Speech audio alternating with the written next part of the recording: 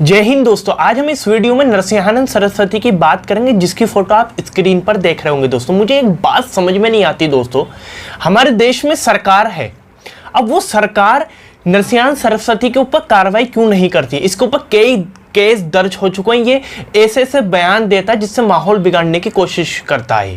और दोस्तों मोहम्मद सल्लल्लाहु अलैहि वसल्लम जो मुसलमानों के प्रॉफिट हैं, गॉड ऑफ मैसेंजर हैं, उनके बारे में भी इसने अपशब्द अभी कुछ टाइम पहले बोला तो मुसलमान सड़कों पर उतर गया था। भारत के अंदर ही नहीं, हिंदुस्तान के बाहर भी और देशों में मुसलमान इसके खिलाफ प्रदर्शन कर रहे थे। पर हमारे देश की सरकारें इसके ऊपर कुछ करती ही नहीं है दोस्तों। राज्य सरकारें कुछ नहीं कर रही, देश की सरकार कुछ नहीं कर रही, जबकि इसके ऊपर FIR भी दर्ज हुई हुई ऐसे ही खुला घूम रहा है। दोस्तों एक बार फिर से एक और ऐसा बयान दिया है इसने, जिसमें इसने देश का माहौल बिगाड़ने की कोशिश करी है, देश में जो भाईचारा है उसको बिगाड़ने की कोशिश करी है। सबसे पहले आप इसका बयान सुन लिए।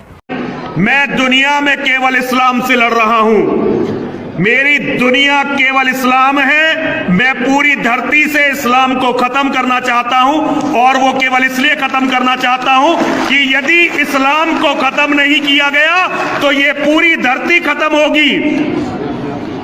और इसकी गवाही के लिए किसी और की जरूरत नहीं है, हमें केवल और केवल कुरान को पढ़ना पड़ेगा। दोस्तों आपने बयान सुन लिया। नरसिंहानंद सरस्वती कह रहा है कि मैं जो जिस चीज के लिए लड़ाई लड़ रहा हूं, वो लड़ाई इस्लाम को ख़त्म करने के लिए मैं लड़ाई लड़ रहा हूँ। और मेरा मकसद ये है कि इस इस्लाम को पूरी दुनिया से ख़त्म होना चाहिए। अगर इस्लाम पूरी दुनिया से ख़त्म नहीं हुआ तो ये पूरी दुनिया ख़त्म हो जाएगी। और इस्लाम को समझने के लिए सबसे पहले आपको कुरान पढ़ना पड़ेगा। यानी ये ऐसे ऐसे बयान दे रहा है, इस्लाम को नहीं, एक धर्म को ख़त्म करने की कोशिश कर रहा है। इस बेचारे बच्चे को मैं बता दूँ, और इस नरसिंहानंद सरस्वती को मैं बता दूं, सरकारें तो इसके लिए कुछ कर नहीं रही हैं, इसके ऊपर FIR दर्ज हो रही है। FIR दर्ज करने का मकसद, मतलब उस फायदा क्या है जब इसके ऊपर कार्रवाई ही नहीं हो रही है?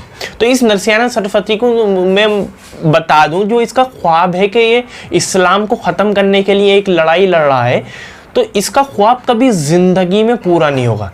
तेरे जैसे पता नहीं 56 आए और 56 गए, और आगे भी आएंगे तेरे जैसे, जो इस्लाम को ख़त्म करने की जिनने कोशिश करी है वो आज इस दुनिया में है भी नहीं। तो तू कौन से खेत की मूली है नरसिंहानंद सरस्वती?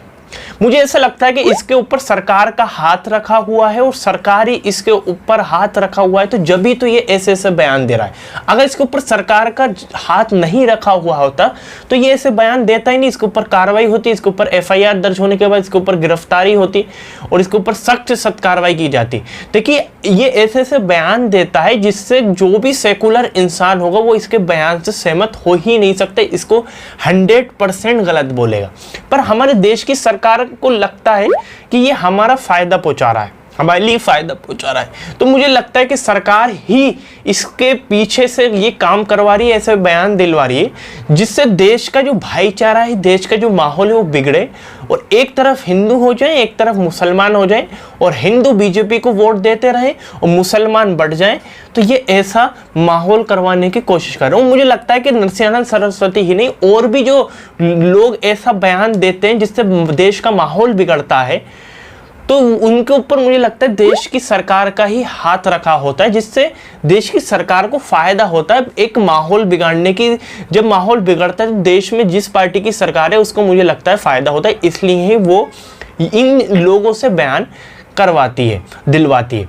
तो मुझे दोस्तों सिर्फ वीडियो बनाने का मकसद मेरा ये है कि जो भी लोग सेकुलर लोग हैं, हिंदू भाई हो, मुसलमान भाई हो, सिख भाई हो, ईसाई भाई हों, तो उन लोगों को समझना पड़ेगा हमारे देश में जो सरकार है वो इन लोगों को आगे करके पीछे खड़ी हो जाती है, और जिससे सरकार को फ़ायदा हो जाता है।